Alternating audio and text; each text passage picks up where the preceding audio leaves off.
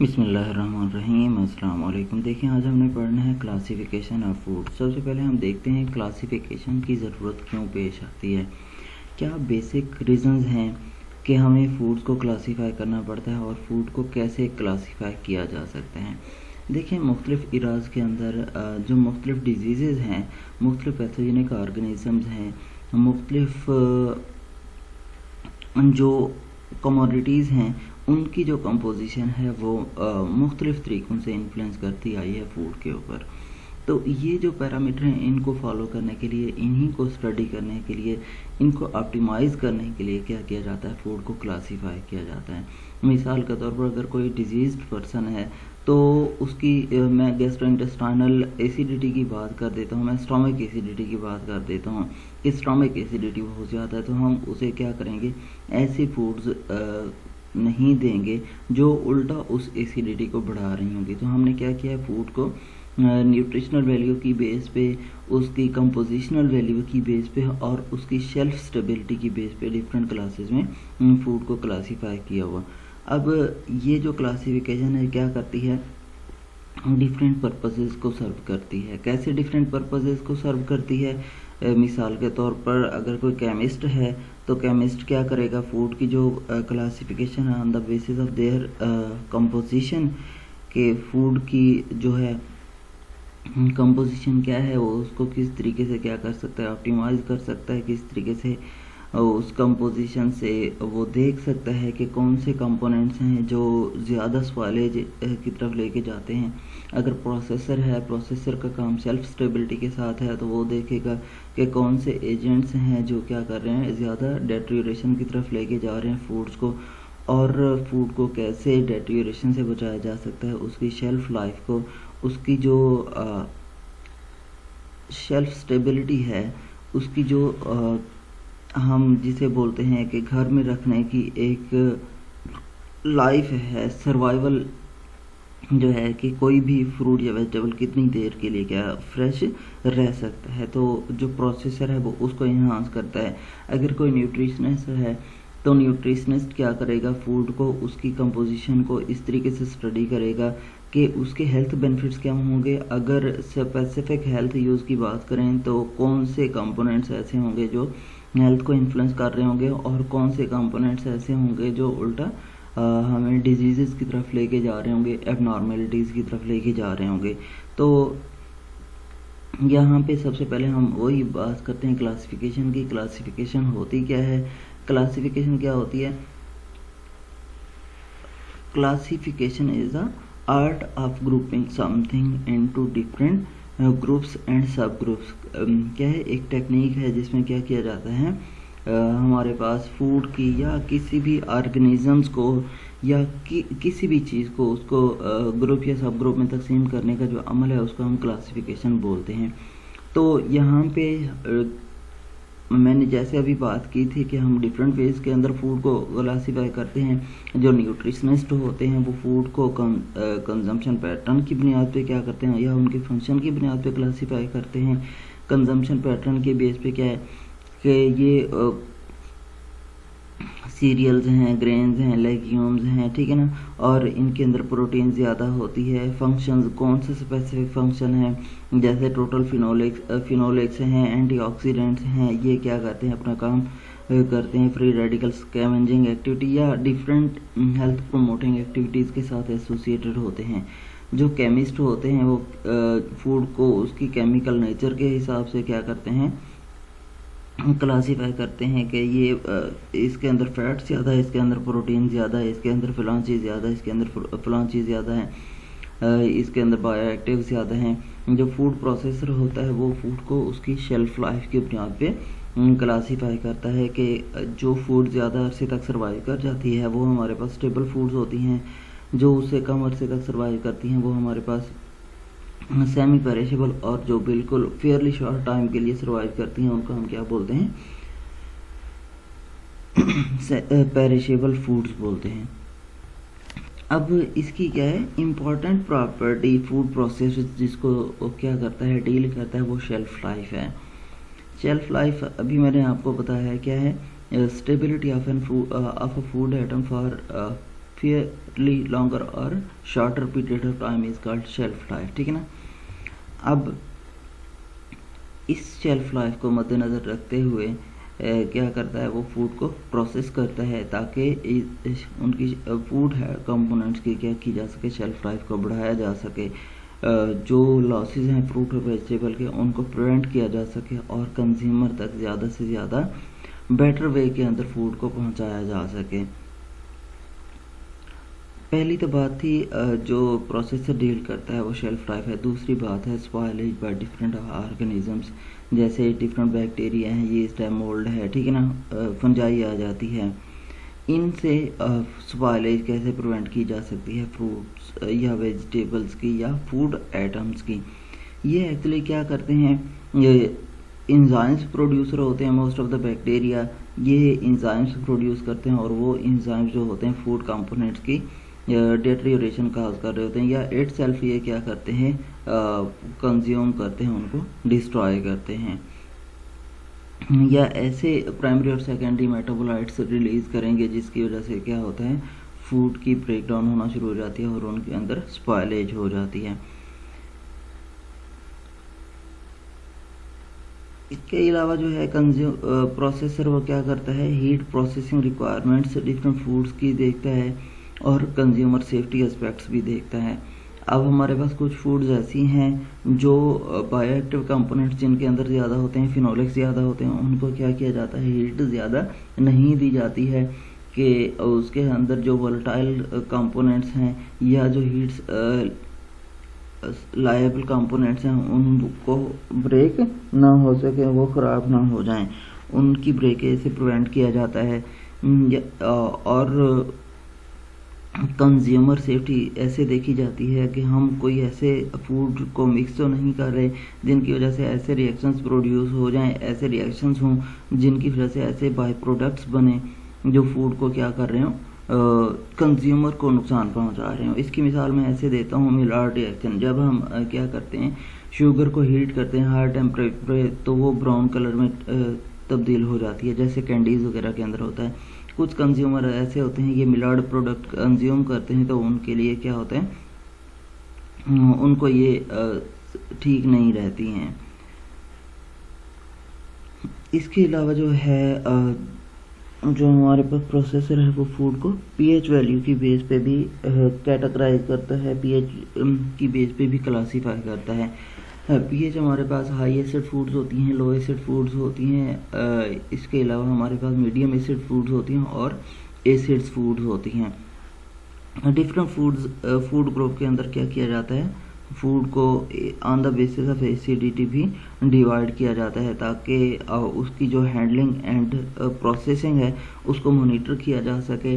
जो acid foods होती हैं, हाई एसिड फूड्स होती हैं, इनकी जो प्रोसेसिंग कंडीशंस होती हैं वो डिफरेंट होती हैं क्योंकि ये ऑर्गेनिक एसिड्स होते हैं। जब हम हीट ज़्यादा देते हैं तो इनकी जो है कंपोजिशन में चेंज आना शुरू हो जाती है और फूड की क्वालिटी ख़राब हो जाती है।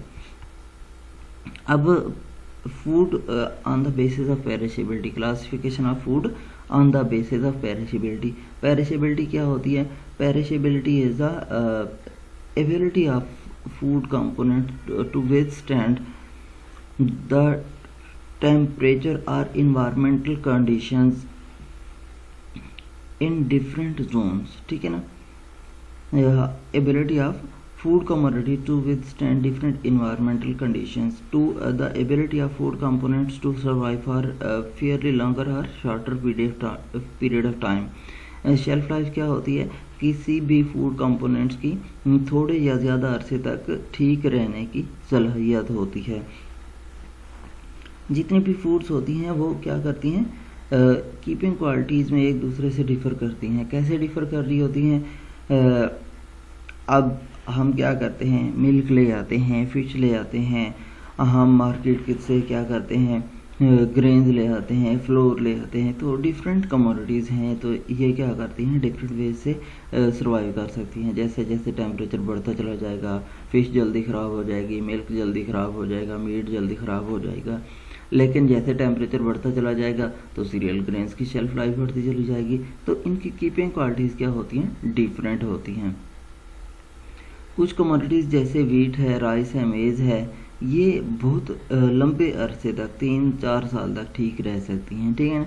इनके अंदर किसी भी तरह के अगर हम जो इंसेक्ट्स हैं उनकी जो हार्बरेज है उसको प्रिवेंट करें, इंसेक्ट अंदर ना आने दें, तो ये 3 से 4 साल तक क्या हो सकती हैं, लॉन्गर पीरियड ऑफ टाइम तक ठीक रह सकती हैं। इनके अंदर किसी भी तरह की स्पॉइलेज नहीं होती है। यहाँ पे 2 चीज़ों को मॉनिटर करना होता है, एक तो इंसेक्ट और दूसरा मॉइस्चर कंटेंट भी ना आए और इंसेक्ट भी ना आए, तो ये क्या कर सकते हैं, बहुत लंबे अर्से तक ठीक रह सकते हैं।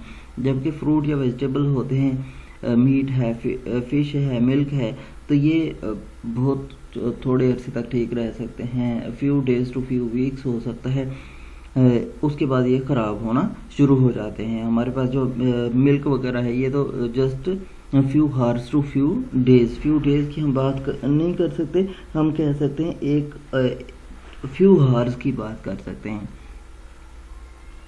Comparison of storage life of foods can be made by keeping them under identical conditions, ठीक है ना। कंपैरिजन क्या किया जा सकता है जब हम फूड को आइडेंटिकल कंडीशंस के अंदर रखते हैं, जब उनको सिमिलर कंडीशंस के अंदर रखते हैं कि कौन सी फूड जल्दी, मिसाल के तौर पर हमने 20 डिग्री सेंटीग्रेड पे या 25 डिग्री सेंटीग्रेड पे एम्बिएंट टेम्परेचर पे फूड को स्टोर किया है, जिसमें हमारे पास मीट है, मिल्क है, फिश है, जिसमें हमारे पास वीट है, राइस है, बार्ले है, ओट है, जिसमें हमारे पास फ्रूट्स और वेजिटेबल्स हैं, तो हमने सबको क्या कर दिया है, एक ही टेम्परेचर पे रख दिया है सिमिलर कंडीशंस के अंदर। तो फिर हमने नोट करना है कि कौन सी चीज़ जल्दी ख़राब हुई, तो इस तरीके से हम क्या कर सकते हैं, कंपैरिजन कर सकते हैं कि कौन सी फूड की शेल्फ लाइफ कितनी है और किसकी ज़्यादा और किसकी शेल्फ लाइफ कम है।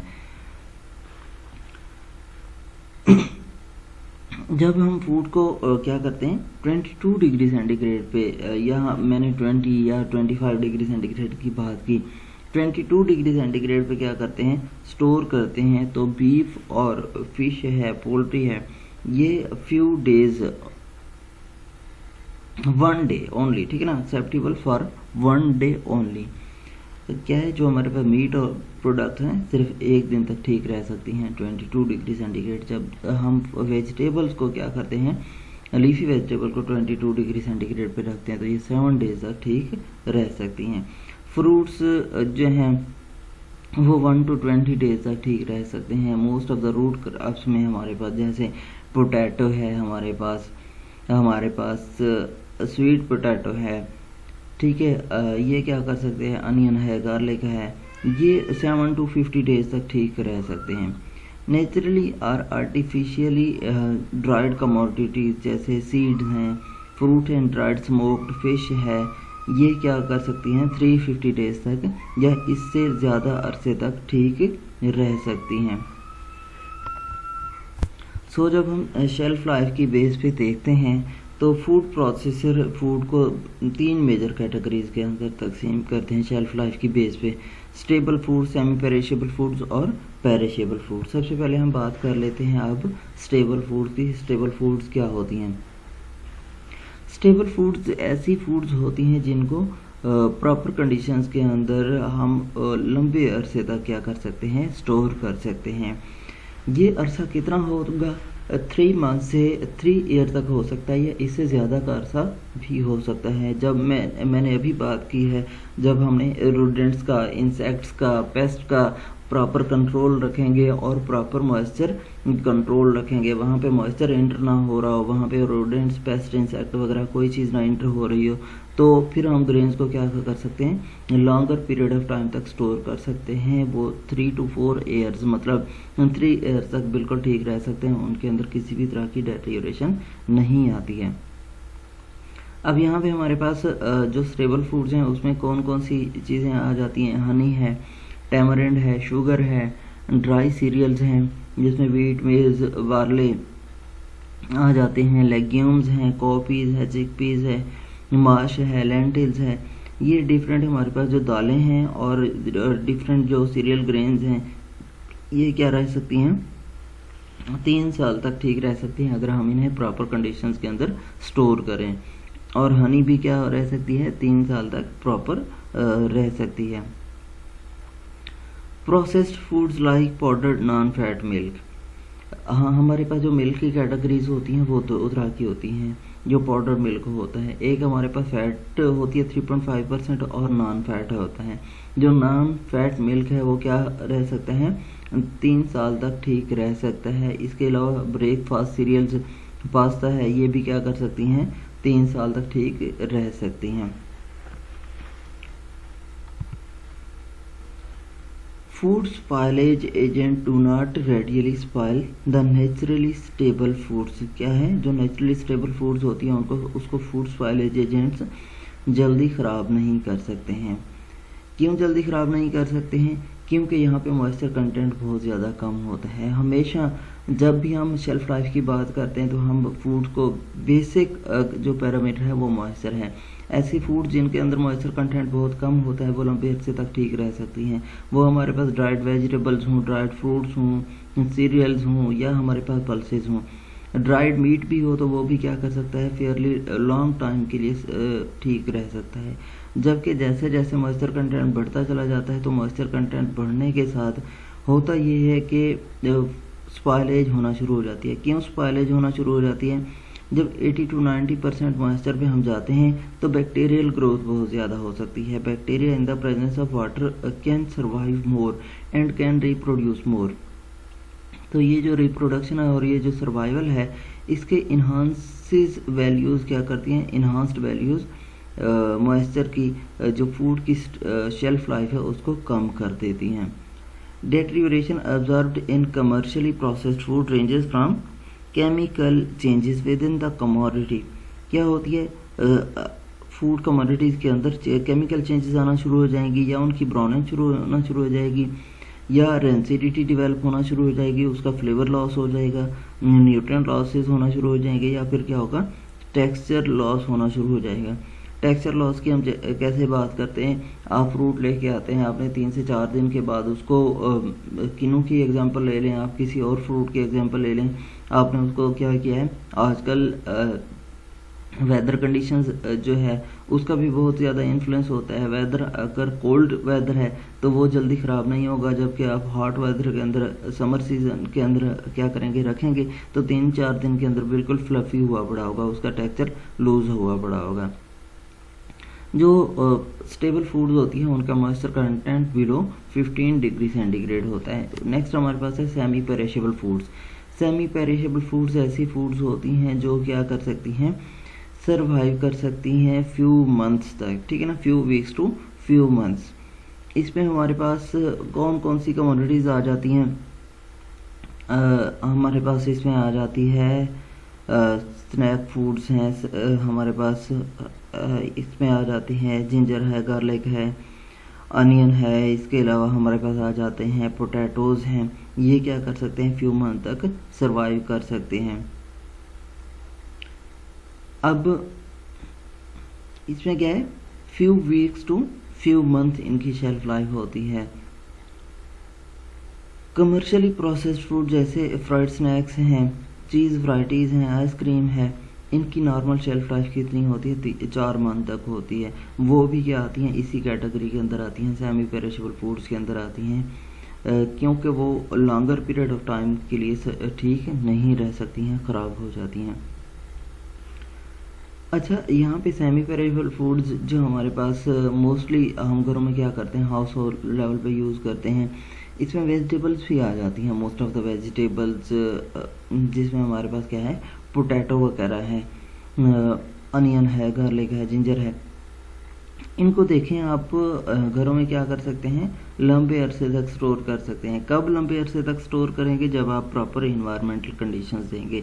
जब प्रॉपर इन्वायरमेंटल कंडीशंस नहीं होंगी, सर्दियों में तो ये ठीक रह जाती हैं, लेकिन गर्मियों में ये भी क्या होना शुरू हो जाती हैं, ख़राब होना शुरू हो जाती हैं। सो जब भी हम बात करते हैं किसी भी फूड आइटम की शेल्फ लाइफ की, तो वहाँ पे हम ज़रूर बात करते हैं इन्वायरमेंटल कंडीशंस की। वहाँ पे हम उसकी जो स्टेबिलिटी है उसके लिए डिफरेंट फैक्टर्स का इन्फ्लुएंस ज़रूर देखते हैं कि कौन कौन से बेसिक फैक्टर्स हैं जो उनको इन्फ्लुएंस कर रहे होंगे शेल्फ लाइफ को। तो उस फैक्टर्स को भी मद्देनज़र रखना होता है, जैसे टेम्परेचर है, ह्यूमिडिटी है, रोडेंट्स हैं, इंसेक्ट्स हैं, पेस्ट हैं, ये सारी चीज़ें क्या करनी होती हैं, मॉनिटर करनी होती हैं।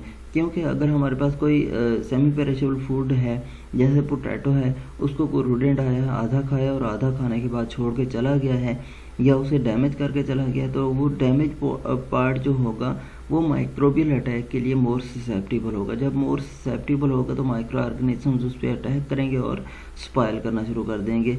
अब उसकी स्पॉइलेज से ही नियर बाय जो पोटैटोज़ होंगे वो भी स्पॉइल होना शुरू हो जाएंगे। इसी तरीके से स्पॉइलेज क्या होती चली जाती है, बढ़ती चली जाती है, नेक्रोटिक टिश्यूज़ बढ़ते चले जाते हैं।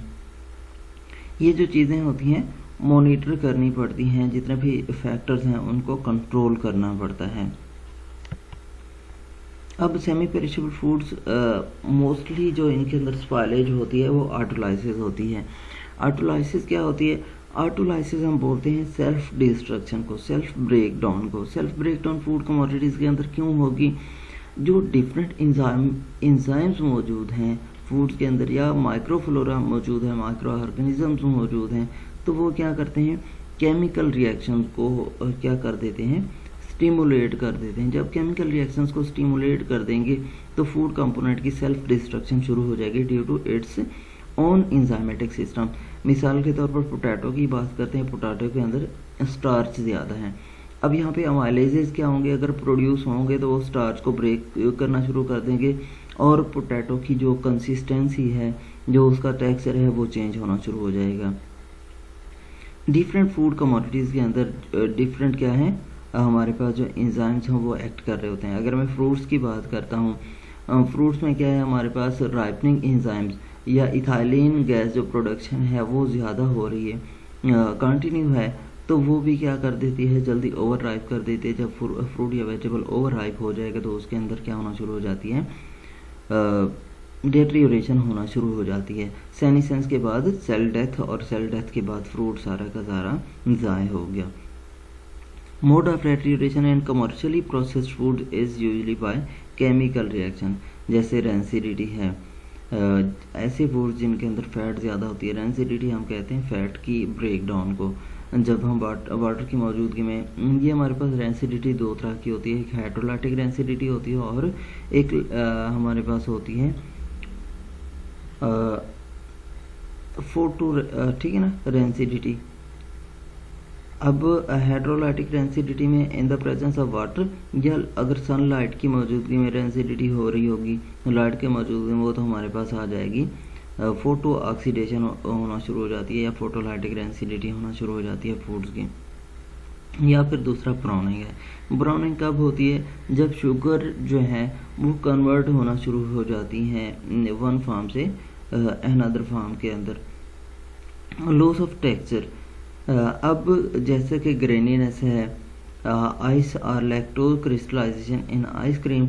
अगर आइसक्रीम को स्टोर किया है, आइसक्रीम के अंदर जो अगर शुगर का कॉम्बिनेशन, सिर्फ सक्रोज यूज़ किया है या वंस हमने शुगर यूज़ किया था, उसकी क्रिस्टलाइजेशन होना शुरू हो गई तो वो ग्रेनीनेस शुरू कर देगी।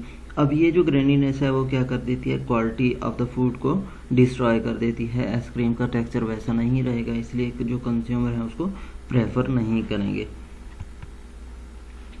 Moisture content of natural semi perishable foods ranges between 60 to 90%। कितना मॉइस्चर कंटेंट होता है?